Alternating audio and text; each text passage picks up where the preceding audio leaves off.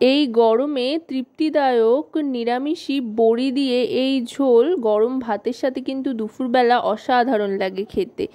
এর জন্য নিয়ে নিয়েছি আলু, ঝিঙে আর পটল, আর তার সাথে কয়েকটা চেরা কাঁচা লঙ্কা। প্রথমেই অল্প পরিমাণে সাদা তেল গরম করে তাতে বড়িগুলো ভেজে নিচ্ছি। এগুলো কেনা বড়ি, আপনারা চাইলে যে কোনো বড়ি ব্যবহার করতে পারেন বা বাড়িতে তৈরি বড়িও ব্যবহার করতে পারেন, তবে আজকে কিন্তু আমি কেনা বড়ি দিয়েই বানাচ্ছি। বেশ বড় বড় বড়ি কিন্তু এই রেসিপির সাথে খুব ভালো যায়, তাই বড় সাইজের বড়ি ভেজে নিচ্ছি।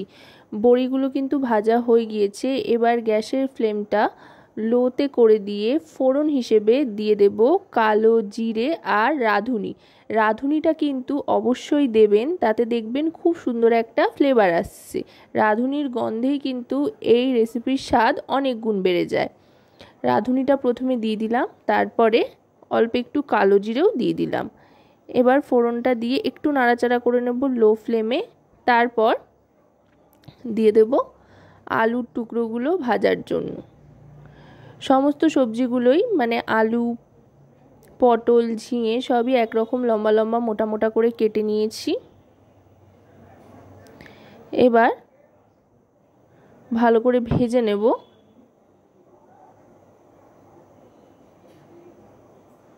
এবার দিয়ে দিচ্ছি আলুটা ভাজতে ভাজতে আদার কিমা।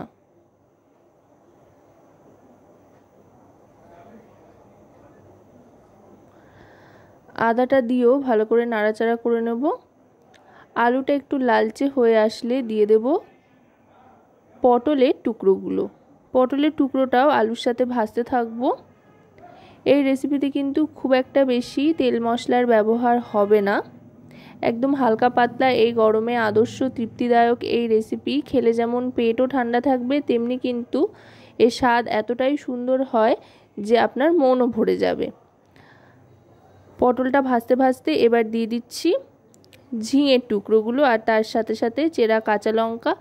চেরা কাঁচা লঙ্কার পরিমাণটা কিন্তু আপনারা আপনাদের স্বাদ অনুযায়ী দেবেন, আর এখানে চেরা কাঁচা লঙ্কাটাই ব্যবহার করবেন। লঙ্কা বাটা বা লঙ্কা কুচি ব্যবহার করার কোনো প্রয়োজন নেই, যেহেতু একদমই হালকা পাতলা হয়, তাই লঙ্কার ফ্লেভারটা থাকবে। খুব একটা বেশি ঝাল কিন্তু এই রেসিপিটা হয় না সাধারণত, তাই চেরা কাঁচা লঙ্কা 3-4টে দিয়ে দিয়েছি। এবার দিয়ে দিচ্ছি কয়েকটা টমেটোর টুকরো, এতে করে সুন্দর একটা কালারও আসবে আর টমেটোর স্বাদটাও এর মধ্যে চলে যাবে। বেশ একটা টক টক ব্যাপার আসবে, যেটা কিন্তু খেতে বেশ লাগবে। এবার দিয়ে দিচ্ছি হলুদ গুঁড়ো 1 টিস্পুন পরিমাণে। এবার দিয়ে দেব পরিমাণ মতো নুন। নুনটা দিয়ে দিলে আর তার সাথে দিয়ে দিচ্ছি জিরের গুঁড়ো। এখানে শুধুই জিরের গুঁড়ো ব্যবহার করছি, আর নুন দিয়ে দেব পরিমাণ মতো, তাতে করে সবজিগুলো সমস্তটা নরম হয়ে আসবে। আর লঙ্কার গুঁড়ো কিন্তু এই রেসিপিতে ব্যবহার করছি না, ধনের গুঁড়োও ব্যবহার করছি না, শুধুমাত্র জিরে গুঁড়ো, হলুদ গুঁড়ো আর নুন দিয়ে দিয়েছি স্বাদ মতো। দিয়ে ভালো করে মিশিয়ে নিচ্ছি।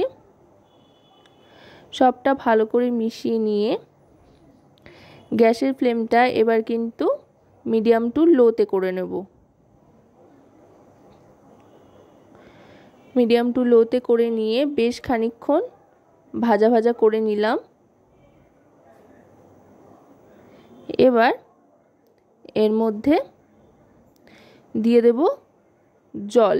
এখনই কিন্তু সবজিগুলো অনেকটাই নরম হয়ে এসছে, আর বেশ খানিকটা পরিমাণে জল দিয়ে দিচ্ছি সেদ্ধ হওয়ার জন্য। খুব একটা বেশি সময় লাগবে না সেদ্ধ হতে, মোটামুটি 4 থেকে 5 মিনিট গ্যাসের ফ্লেমটা লোতে রেখে ঢাকনা চাপা দিয়ে রাখলেই কিন্তু সেদ্ধ হয়ে আসবে। সব সবজিগুলো একধার করে দিলাম, আরও একটু জল দিয়ে দিলাম। জলটা একটু বেশি করেই দিচ্ছি যেহেতু ঝোল হবে সেই জন্য। এবার ঢাকনা চাপা দিয়ে মিনিট 5 মতো অপেক্ষা করতে হবে। 5 মিনিট বাদে ঢাকনাটা সরিয়ে নেব। দেখুন ঝোল কিন্তু ফুটে উঠেছে আর দারুণ সুন্দর একটা গন্ধও ছাড়তে আরম্ভ করেছে। গ্যাসের ফ্লেমটা কিন্তু লোতে রেখেই এবার বাকি রান্নাটা করতে হবে। গ্যাসের ফ্লেমটা আর বাড়ানোর কোনো প্রয়োজন নেই, গ্যাস বাড়িয়ে দিলে কিন্তু ঝোলটা টেনে আসবে, তাই আর বাড়াচ্ছি না। আর এক্সট্রা জলও আপাতত এতে সেভাবে ব্যবহার করব না। দেখুন খুব সুন্দর কালারফুল একটা রেসিপি কিন্তু তৈরি হয়ে যাচ্ছে। দেখতে যেমন কালারফুল, খেতেও কিন্তু দারুণ লাগে। সিজনের সবজি এমনিও শরীরের জন্য খুবই উপকারী।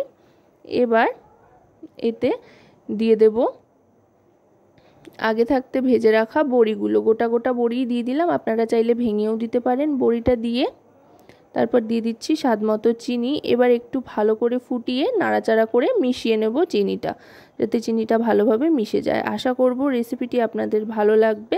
ভালো লাগলে অবশ্যই রান্নাবাটি চ্যানেলটিকে সাবস্ক্রাইব করে লাইক, শেয়ার, কমেন্টের মাধ্যমে আমাদের পাশে থাকবেন। আর পাশে থাকা বেল আইকনটি অন করে দেবেন সবার আগে সমস্ত রকম নতুন রান্নার নোটিফিকেশান পাওয়ার জন্য।